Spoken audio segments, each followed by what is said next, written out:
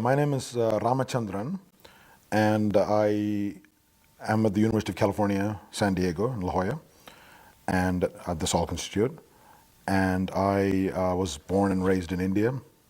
I was originally educated as a physician, and then obtained a PhD in visual neuroscience, visual neurophysiology, and studied perception, and then got into neurology, which is what I've been doing for the last 10 years. So I have two labs, one of which focuses on behavioral neurology or cognitive neuroscience, looking at patients who have sustained damage to different parts of the brain, and the other lab focuses on just human vision, visual psychophysics. I talked about two different topics, both of which are often regarded as what you might call human singularities in human evolution. That is language, which is uniquely human for the most part, and visual art, which again, by and large, is human. Although you wonder about bowerbirds, which create very elaborate. Create the little, yeah. Well, actually, not little, sometimes huge. Huge, right. Yeah, enormous bowers, and often decorate them with beads and colored bits of feathers and pebbles, and sometimes even shiny bits of foil and things like that. So it's like they're fond of jewelry. It's a full art installation that they. It's like installation art. If you didn't tell somebody that this is done by a bowerbird, it could easily it could easily fit into any Madison Avenue art gallery, you know. Yeah. So anyway, so first half of my talk was about a phenomenon called synesthesia, where people, when they listen to certain tones, they experience specific colors, like C sharp, for example, may be red. Another tone might be blue. A third tone might be yellow. So this is the blending of the senses, and we call it synesthesia. Okay. Or sometimes they will look at specific numbers, like 5 is red, 6 is green. You're presenting them in black and white, but they'll say 5 is red, 6 is blue, 7 is beige, 8 is yellow, whatever. Of course, the colors are not the same for different synesthetes. Now, this was originally described by Galton, and since then there have been hundreds of case studies, but people have thought of it as a curiosity. Well, first of all, people thought it was very rare, and it turns out that that's not true. We have found 1 in 200 people as a synesthete. And although it's been known for a long time, it's been ignored by the establishment, by mainstream neuroscience, mainstream perceptual psychophysics. And people have thought of it as just as a curiosity, because it doesn't make any sense. What do you mean when somebody, when somebody tells you that C sharp is red? What does that mean? And Galton also noticed that it runs in families. Now, how detailed an account do you want? No, it's great. Okay, so it runs in families, so there may be a genetic basis, and number of theories have been proposed to explain for this. One idea is that they're just crazy, because it doesn't make any sense. And the second idea is that maybe they're just on acid, on LSD. And this is true because some people who take LSD report synesthetic experiences. Yeah? But that doesn't mean that's all it is. Thirdly, you find that, the third theory is that these people are just they're just remembering childhood memories. In other words, they were playing with refrigerator magnets. Ah, okay. So colored, sure. 5 was red, 6 was blue, 7 was yellow, and they're stuck with these memories. And this doesn't make any sense to me, because why does it run in families then? So you have to start saying that maybe the propensity to play with magnets runs in families or something like that. It doesn't make any sense. Okay. Another theory is they're just being metaphorical, just as you and I might say hot bab, or, that's just a metaphor. Gotcha. Or you say cheddar cheese is sharp. Cheese isn't sharp. You rub it on your skin, it's soft. So why do you say sharp? Well, you say, no, you see, what you mean is the taste is sharp. But why are you using a tactile adjective to describe a taste experience? There seems to be a confusion of categories here. And I was not happy with this explanation, because it's an example of trying to explain one mystery with another mystery, which never works in science. That is, you're taking synesthesia, it's spooky, it's mysterious, we don't know what it is, and you're saying, oh, well, it's just a metaphor. But we don't know what a metaphor is. How is a metaphor represented in the brain? So it doesn't help to say that synesthesia is just a metaphor. And in fact, what I've done is to turn it upside down completely and argue that synesthesia is a concrete sensitive phenomenon. You can understand its physiological basis, find out what's going on in the brain, and that in turn gives you a foothold, an experimental foothold or lever for understanding more complex mental phenomena like metaphor and creativity and imagination. And that's what the talk was about. So how have you tested this? How have you found, or what have you done to try to correlate the experience of a green 5 in the brain? Well, it turns out to be very tricky because, well, first of all, we wanted to show that the phenomenon is genuine. It's a real phenomenon worthy of study, and it's not that the people are being crazy or they're just being metaphorical or something like that. And people have been trying to do this since Galton's time, and there have been 1 or 2 experiments. What we did was to find 2 synesthetes who had number color synesthesia. 5 was red and 2 was green in one of them. The other was 5 was blue and 2 was yellow, say. And then we created a random matrix of 2s. And if you think about computerized 2s, they're mirror images of 5. Okay, right? sure. So you scatter these 2s on the screen, and then embedded in the forest of 2s are a few 5s. Okay? And they're scattered there, and they form some sort of global shape, like a triangle or a circle. Now, if you and I look at it, you just see a bunch of squiggles. But they should see colors, right. Differentials. Now, you can measure the time it takes for a normal person to detect that global embedded shape, and it's a half a second or a second or 2, because they have to search for it. And they say, oh, this looks slightly different. Oh, it's a 5, not a 2. Right. It's a mirror image. Oh, here's another one, here's another one. And then they mentally cluster these together, and they say, it's a triangle. On the other hand, the synesthete looks at it and says, oh, I see a red triangle. It's jumping out at me. That quickly. Yeah. Well, much more quickly.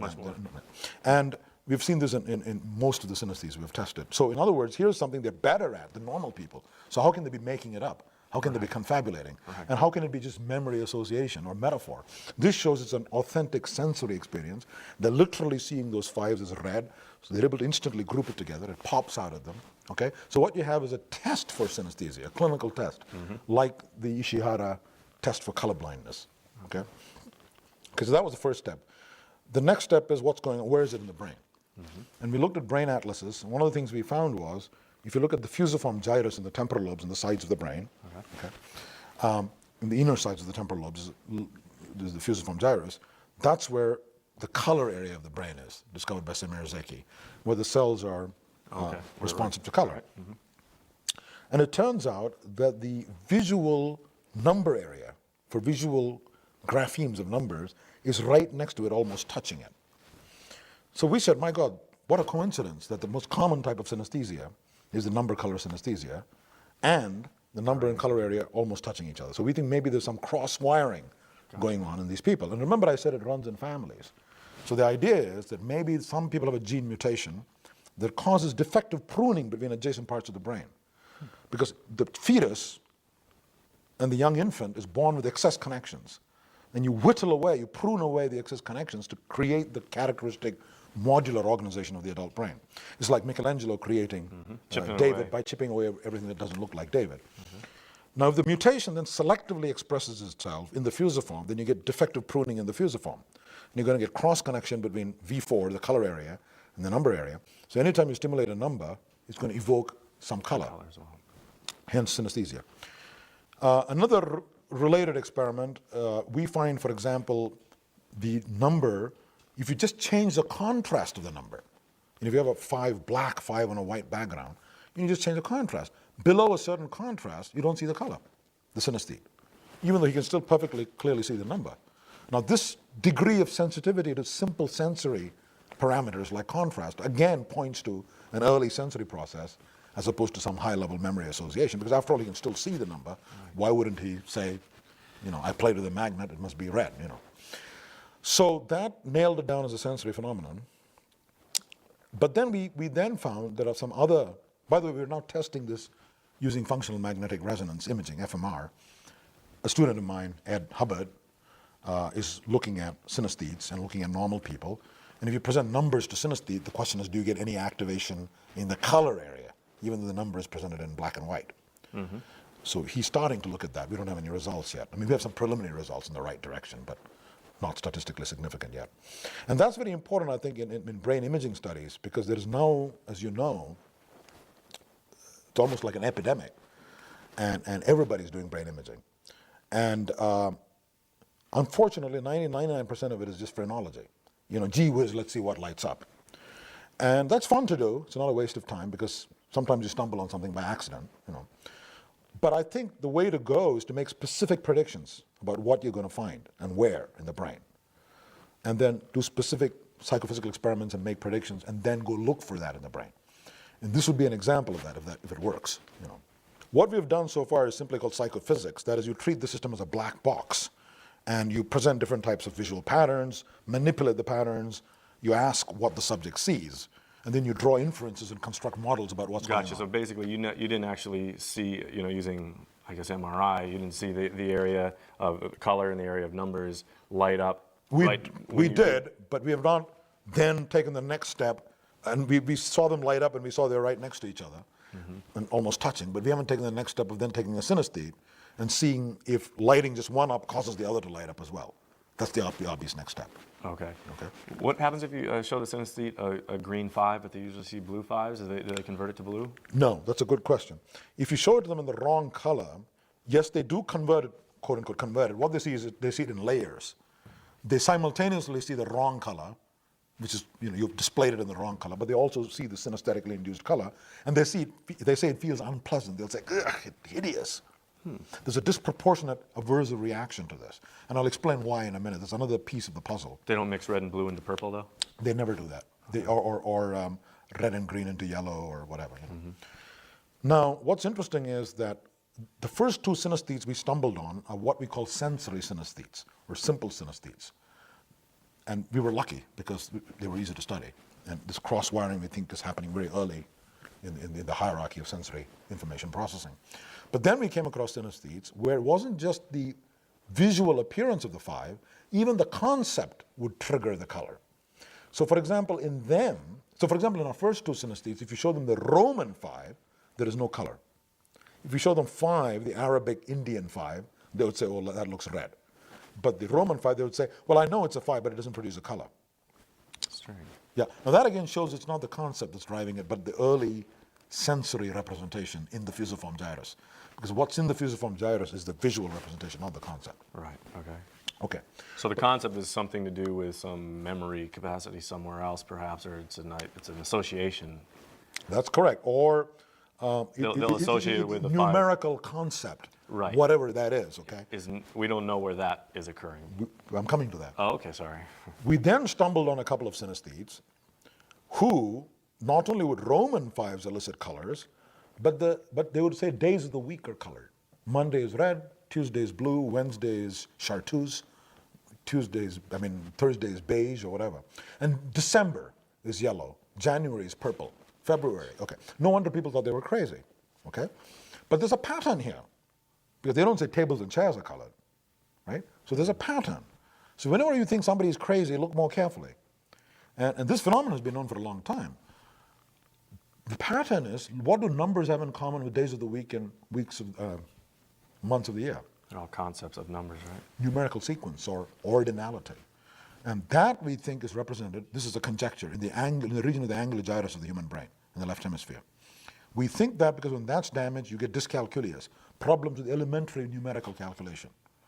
So that 1 plus 1 equals 4.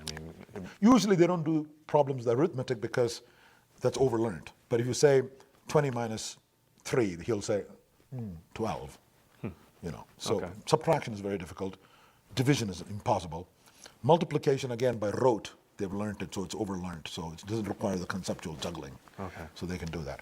But anyway, so we think angular gyrus is involved in numerical calculation. And, interestingly, Zeki's next color area in the sequence, where more sophisticated color processing occurs, is right next to that region.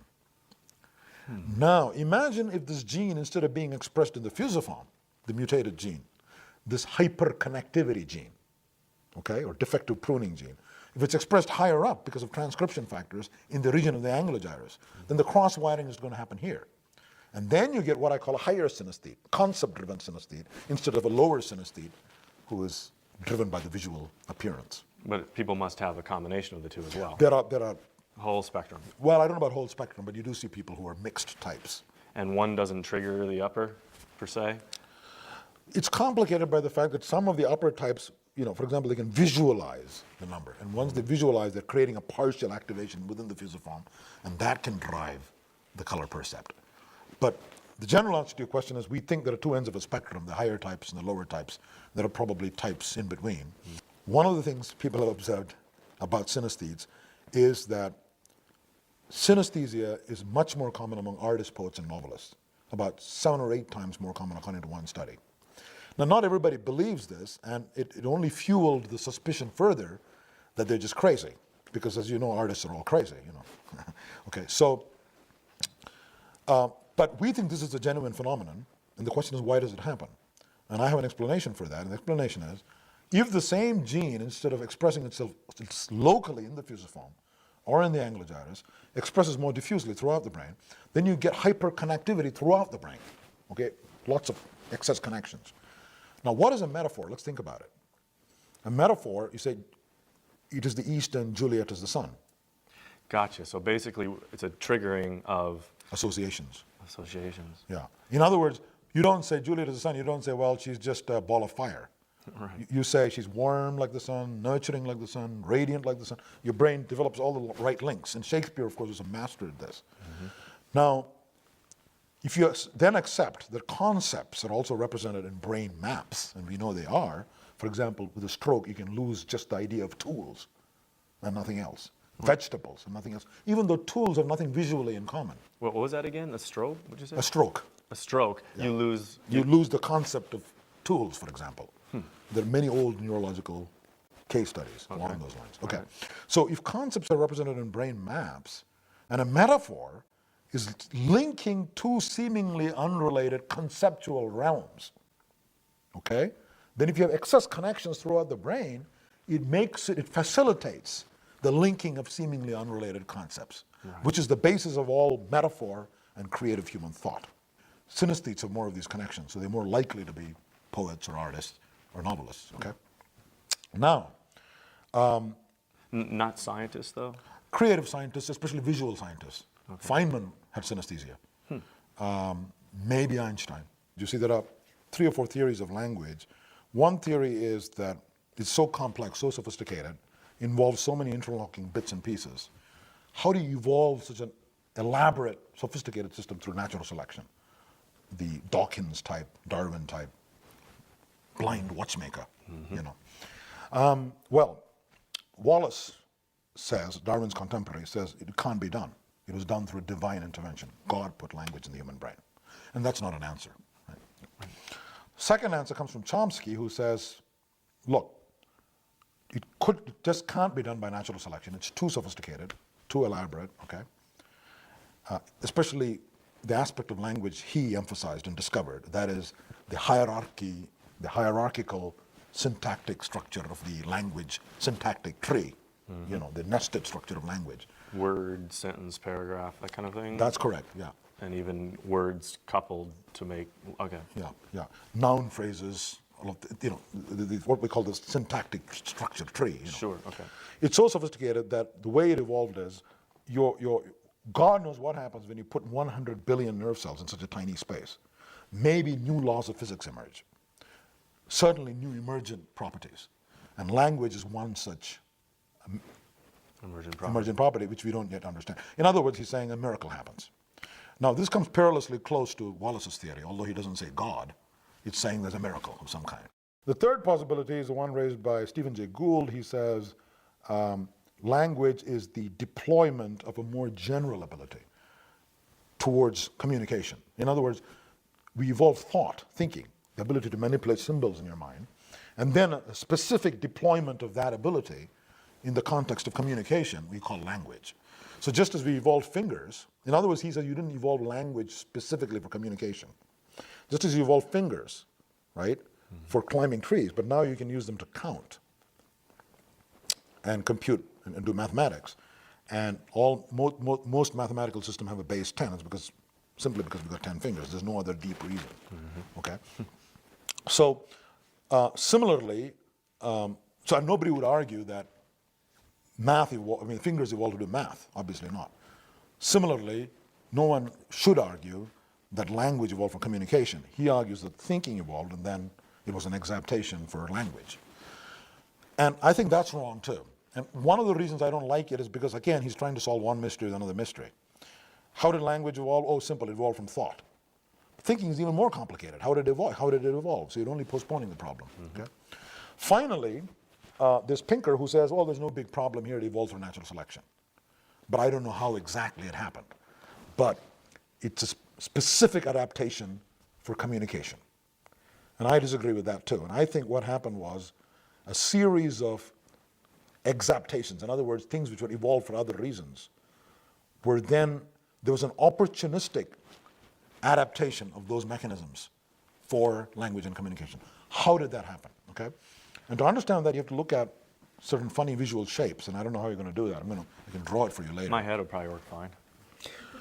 If you have an amoeba-like shape, like that, okay, versus a shape that's got jagged edges like a piece of shattered glass, and you show them side by side to somebody, any person, and you say, this is Martian alphabet. I've drawn these on the screen. These are mine. One of them is Booba, the other is Kiki.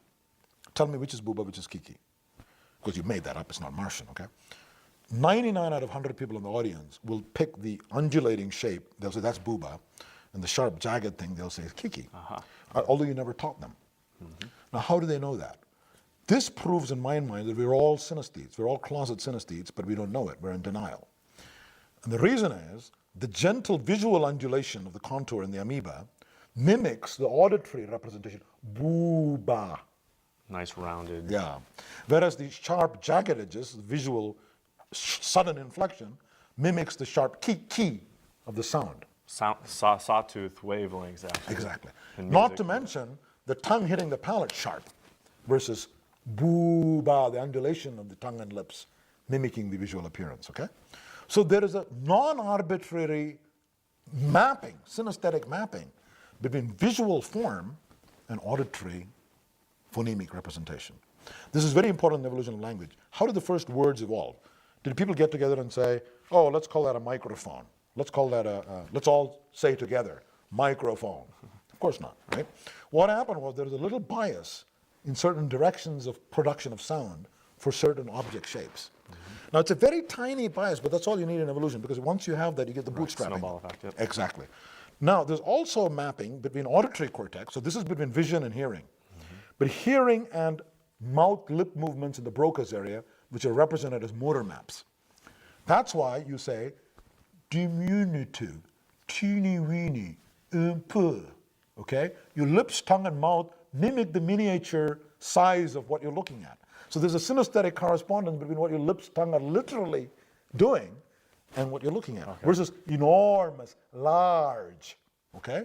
Now, all this sounds comical, but Got tests to. it's amazing how a tiny bias of that kind can get amplified across generations. Now comes the best part. If you look at the motor map in the brain, the Penfield map, the tongue, lips, and mouth are right next to the hands. Now, why is that interesting? It's interesting because Darwin pointed out that when you cut with a pair of scissors, you do this. You clench and unclench unconsciously.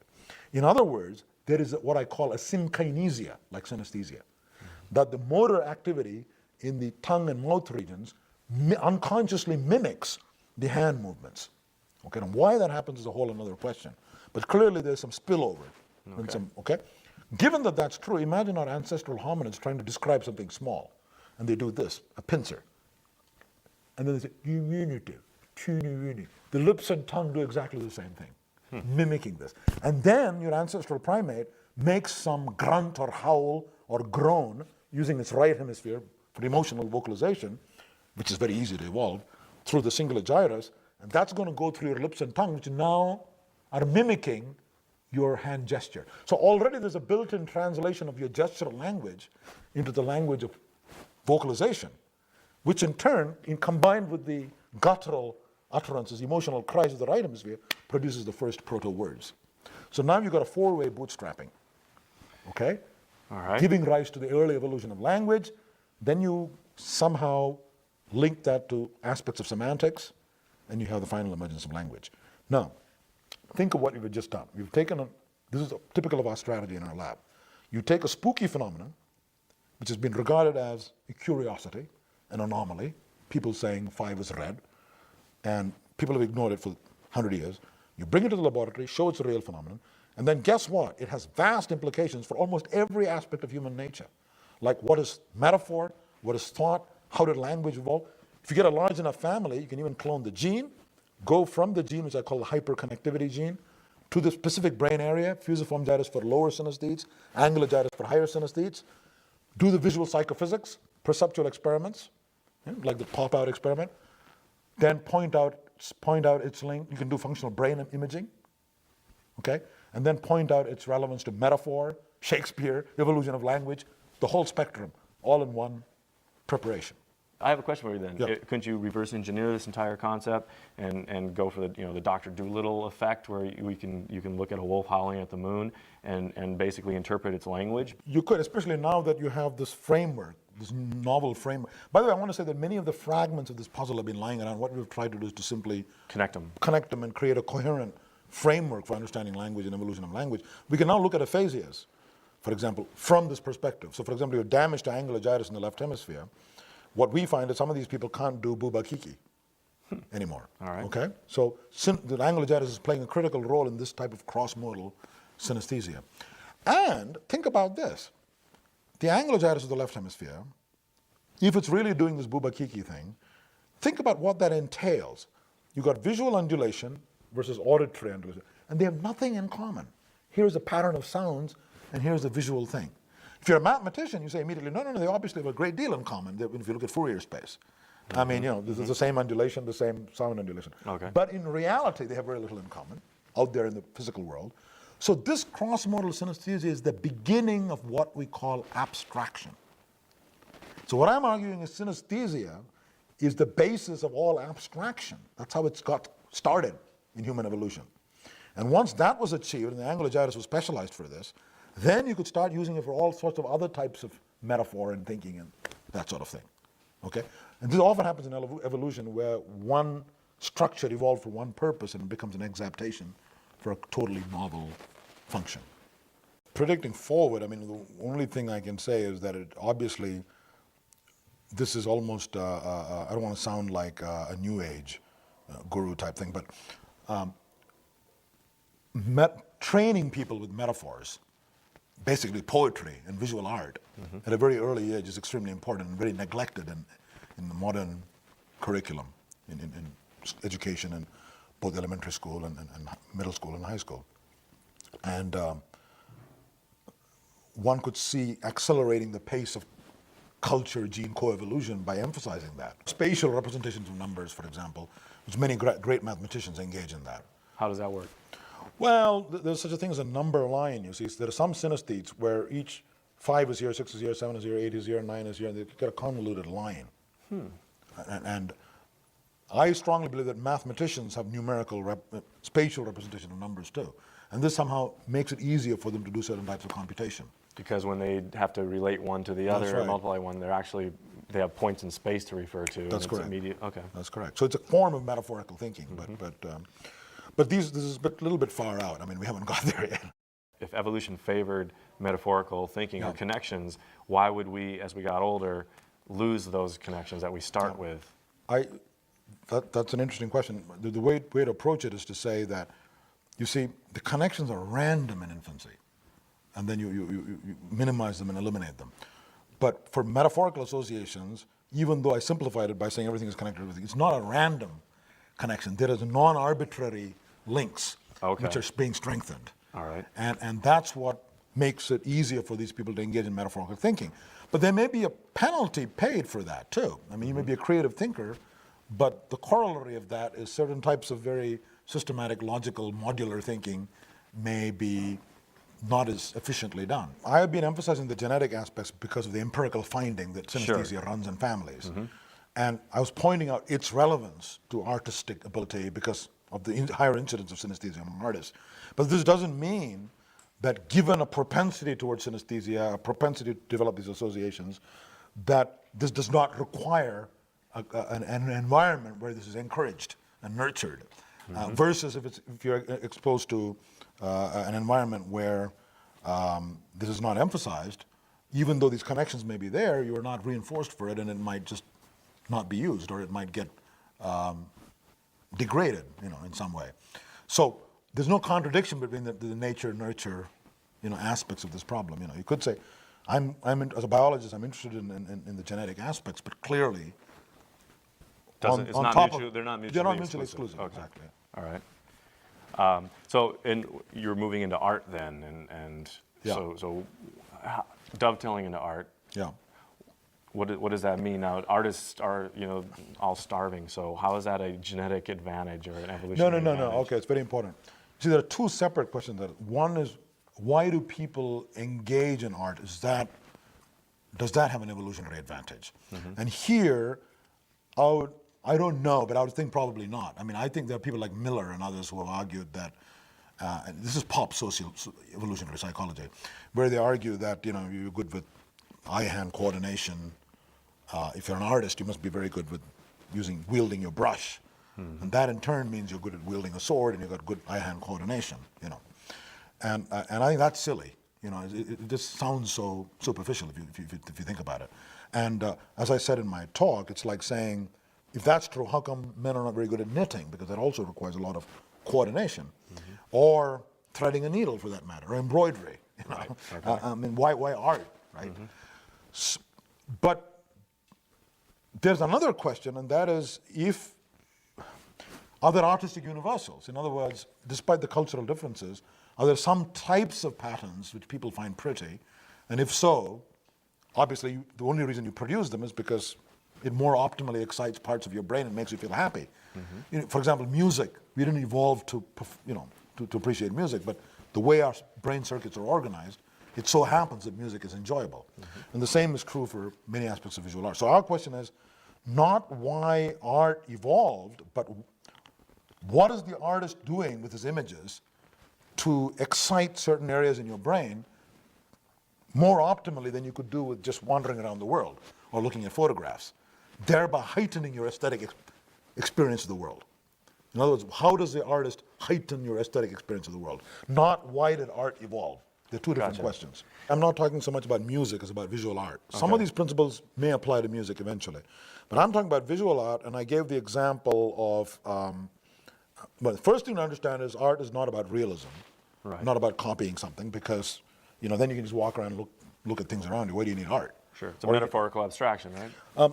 It's an abstraction, but metaphorical is one type of abstraction, but you also do other types of tricks with the image to enhance your aesthetic appreciation, not just metaphor. Metaphor is one of this list of what I call the 9 laws of. Metaphor is just one of the long list of artistic universals, which I call the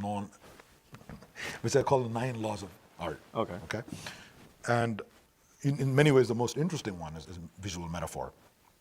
For example, in Indian art, you have women, a statue of a goddess with big breasts and very narrow, slim waist, and then there is a branch on top of her with mangoes. And this is not an accident. They put them there deliberately because she is a symbol of the fecundity and fertility of youthfulness with her breasts, okay? The fecundity and fertility of nature. But so is this branch of the mangoes. Is a symbol of fertility and spring and all of that. Not to mention the mangoes themselves are a visual echo of her breasts.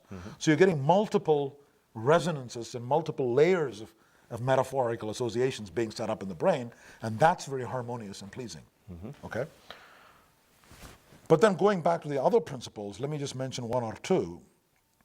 One principle is the principle that I call principle of hyper stimulation, okay? And the best way to understand that is to look at another principle called peak shift. And that's known from work on rats. If you show a rat a rectangle and a square and you give it a piece of cheese for the rectangle, it'll learn to go to the rectangle.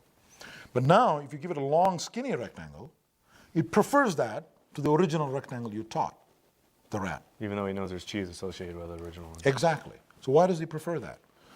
Well, the reason he prefers it is because he has learned to rule rectangularity. The more rectangular, the better. So he looks at this and he says, wow, what a rectangle. Because it looks less like a mousetrap? I don't know. Well, it's because it's going even further away along that dimension from a square. Okay. But so the rectangle is a prototype, and then you're going away in the same dimension. Okay, now, what you do in visual art, for example, in caricature or in portraiture, what you do is you take somebody's face, like Nixon's face. How do you create a caricature? you take the mean of all male faces, you subtract that from Nixon's face, and that tells you what's special, his eyebrows and nose, and then you amplify it, exaggerate it. Okay, right, sure. And then you get something that looks even more like Nixon than Nixon himself, okay? Now all that is fine, and you can do the same thing with the female form, big breasts, big hips, narrow waist, and all of that, okay? But here's the point that I think has been missed, and it's not obvious, and that is, if you look at seagulls, the mother seagull has a long beak with a red spot. It's a yellow beak with a red spot, okay? It looks like a beak, like that. The baby pecks at that red spot, begs for food. The mother then regurgitates half-digested food into the gaping mouth of the chick. Chick swallows it and is happy. Timbergen discovered that. Next question is, how does the chick, as soon as it hatches, recognize its mother? Why doesn't it go beg food from a donkey? Well, then Timbergen found you can pluck the beak and wave this disembodied beak in front of the chick. The chick will still beg for food. Because it's trying to simplify computation. It's saying the only time I'll see this long thing with a red spot when there's a mother seagull attached. I'm never going to see a malicious ethologist waving a beak in front of me, okay? Did they do that like the first thing the bird saw or the chick saw when it came out of the egg? Was that? And it did No, it? it's a hardwired innate thing. Even if it's not the first thing, it'll go for it. But I mean, if it is the first thing, Then and there's no mother bird attached to it, It'll still go do for it. it. So that's hard. That's a genetic It's hardwired hardwired, thing. yeah. Okay. But now comes the best part. If Timbergen takes a stick with a red spot, the chick still goes for it. It gets fooled. And that's because the receptor fields which are processing the beak, the neurons in the chick's brain, they're not that fussy. It's a biological system. They're not designed to be optimal. They're designed to be adequate. Right. Okay, if it's good enough beak, then I'll fire. Okay? Okay. Right. Now comes the best part. What Timbergen found is if you take a long, thin stick with 3 red stripes, nobody knows why he tried this, but just fooling around. The chick then goes crazy. It pecks at the beak incessantly, can't stop pecking. It prefers that to the real mother. Okay? Why? Because he has stumbled on a super beak, and what I call a hyper stimulus. And that is, he has found a thing which activates that receptor field in the neuron even more than a natural beak because of the way it's wired up. Now, it may have some funny rule like the more red outline, the better. Maybe that's the best way to wire it up. Okay? Now, normally that doesn't matter because nature is never going to see a beak, striped beak, right? But here you can fool it. You can give it this long thing with the 3 red stripes and it goes crazy. Okay. It says, wow, what a sexy beak. And it goes for it, okay? Now, that's my punchline about art in general. And that is, if the seagulls had an art gallery, they would take this long stick with the 3 red stripes, they'd hang it on a wall, they'd call it a Picasso, they'd pay millions of dollars for it, they'd worship it, but not understand why, because it doesn't look like anything. It doesn't even resemble a beak. Okay. Now, what I'm saying is human artists, be it Picasso, Cubism, Van Gogh, Impressionism, and I gave the example of Henry Moore, they have, through trial and error and through intuition and genius, stumbled on the form primitives, the figural primitives, which are used by the human visual system. And then they're creating for your brain the equivalent of that long stick with the 3 red stripes of the chick's brain to more optimally titillate those visual neurons in your brain and to kick the limbic system and say, wow, okay, what a face or what an object, what a sunflower or whatever, okay? And that's why these things don't have to resemble, even remotely resemble, what the object is that you're looking at. And that's the basis of a lot of semi-abstract art. You can do the same thing in color space and then you get a Monet, right? But if you do it in form space, then you get Cubism and you get Henry Moore. And I have a specific explanation for Cubism too, which we don't have time to go into. And then what I have is a number of such, a list of 9 laws. That's just choice is arbitrary. Maybe there's 10, maybe there's 15, but 9 is a good place to start, which I think are universal. This is not to imply that culture doesn't play a tremendous role, but even if only 10% of art is encapsulated in these laws, it's that 10% that I'm interested in as a scientist. Because the other 90%, that's called art history. Historical trends, fads and fashions and marketing and what aspect of art is driven by the auctioneer's hammer or by, But that to me is not interesting. I mean, there are hundreds and hundreds of books written on it. It's called art history. But the 10% that's invariant, that cuts across cultural boundaries, I think one can explore on a systematic basis, find the neural basis of that, which is what Semir and others are trying to do, and go into the evolutionary rationale. So there are 3 questions about each of these laws. One is the what question, what is the law, what is the functional logic, what is the logical structure, okay, of that law. 2, why does it have that form, the evolutionary why, okay? And you can see how this evolutionary question is motivated by, and it's constrained by what you know about how the visual system works. It's not just sitting in the armchair and saying, how did art evolve, okay? And the third is the neural machinery, the how, sorry, the how question. How was it done in neurons? And you need all 3 of these in place if you want to understand any complex aspects of human psychology, whether it's music or language or art, any aspect of it. And in turn, how all of these 3 interact with culture. Okay, instead of saying, oh, it's just culture, it's just, you want to know how it all interacts. Why doesn't everybody like a Chola bronze from Indian art, or a Picasso, Cubist? If I'm right and they're titillating, it's like that stick with the 3 red stripes. Every chick likes it, but it's not everybody likes a Picasso. But our brains aren't all absolutely identical. Well, that's the point. The point is, I would argue, to put it even more bluntly, that we all do like Picasso, but we don't all know it. We're all in denial. In other words, there may be an early neural mechanism that signals a heightened response to the face, Picasso face, saying, wow, what a face, and hits the limbic system. But then some other mechanism kicks in, because human brains are very complicated and there are many layers. Another mechanism kicks in, maybe the left hemisphere, and says, uh-oh, you better not tell anybody you like it, it's kind of weird looking, okay? And that actually forbids, it censors what the earlier module is signaling. And much of art appreciation involves removing these layers of indoctrination and censoring that society and culture imposes on us. So it's a slightly flipped around from your view, that you're training this person to appreciate, That may also be independently true, I'm not denying that. Yeah, I was going to say, because most people who don't like it, they just immediately say, I don't like it. I know, but you have to be suspicious of verbal reports. But I mean... See, the English who arrived in India, they looked at the Chola bronze of Parvati or celestial nymphs, and they immediately said they didn't like it. If you probe them, they said, well, they're sort of naked women, They're Victorians, they're prudes. Okay. So the whole notion of a naked woman, being worshipped as a goddess was repugnant. So that's interfering with their artistic So it wasn't a conscious check on that guttural appreciation or it was actually a guttural check. I mean, a limbic check on a limbic... That's correct. Okay, Yeah. so it was generated there and stopped there. It could very well be. Before it even got to our consciousness. That's correct, it could very well be. Or our be. frontal cortex, I guess. Yeah, that's right. Yeah. One of the principles I said was metaphor. Now, it's good to know that, right? And you can see this in many great works of art. But knowing that doesn't mean you can immediately generate. Right. Okay? Sure. In other words, It's very I can say that complex. the basis of poetry is metaphor. Right. Why is it Shakespeare is so much better at it than you or me or any computer program? So there is another ability there. So this, by the way, is different between kitsch art and great art. In great art, you are correctly exploiting those principles, okay, and doing it with great talent and genius. In kitsch, you're going through the motions of trying to apply these laws or rules, but doing it Right. Trying to fake it. Trying to fake it. Another example of a principle is widely used in Indian art, and maybe in Western art too, is what I call perceptual peekaboo, or problem solving.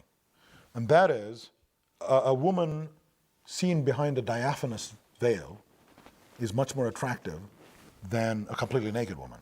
And you say, well, that doesn't make sense. A naked woman is going to hit your limbic system more. Right? Not true, because what's going on is the discovery of objects, hidden objects. In other words, giving the perceptual system a challenge. Curiosity and the completion of curiosity. And discovery. And that's important, because you're up in the treetops trying to discover a mate in fog. And you have to give the system an incentive to hunt. In Indian art, in sculptures, the women wear jewelry, okay? And that's actually exploiting two principles. One is the principle of contrast. And that is the jewelry is baroque and ornate and heightens the nakedness and smoothness of her and roundness of her body. Okay? The height, the contrast between jewelry, that's what jewelry on naked skin is very beautiful. Okay? And often you'll find that the necklace just covers the nipple. So you're watching it, it kind of is doing a peekaboo, right? I mean, Right. So that's the same principle that makes you, when you discover the Dalmatian dog, say, aha, Okay, so this is why I say in my talk and in my article that one of the things an artist tries to do is to create multiple ahas as the visual message cascades into the 30 visual areas. And at each stage, a signal is sent to the limbic structures, saying, aha, look here, aha, look here, aha, look here. And there is this progressive bootstrapping going on. So you're basically setting up a domino effect to try to get the entire brain That's correct. up in a state of Hyper-stimulated frenzy. and hyper, exactly. But it has to be done correctly so that otherwise the connection gets lost somewhere. That's right, And the exactly. entire domino pattern is gone. And Absolutely, our brain, absolutely. we get a little, but not, okay. That's right. And this is what the great artist does. Now, whenever I say this, some art historian will get up and say, yes, but you can put a blank canvas in front of somebody and call it art. In fact, somebody did. How do any of these laws apply to that? Well, look, there you're running into problems of definition. I mean, you can do anything and call it art, right? Doesn't mean anybody's going to like it. Yeah. Doesn't make it. Yeah. I'm trying to take a subset of what people call art, which is intelligible, and trying to discover some underlying principles. If you now say a toilet bowl is art or a blank canvas is art, okay, well then you can say perversely the opposite of art is also art. Sure. Fine. You know? These are questions with 10 years ago, 20 years ago you wouldn't even touch. And now you can begin to speculate on some of these issues, whether it's synesthesia or metaphor or language or even art. And we at least have a beginning point. yeah, exactly. The first hesitant steps towards understanding some of these phenomena. Courageous move, and I think everybody's really interested in to see where it goes. And really appreciate your time.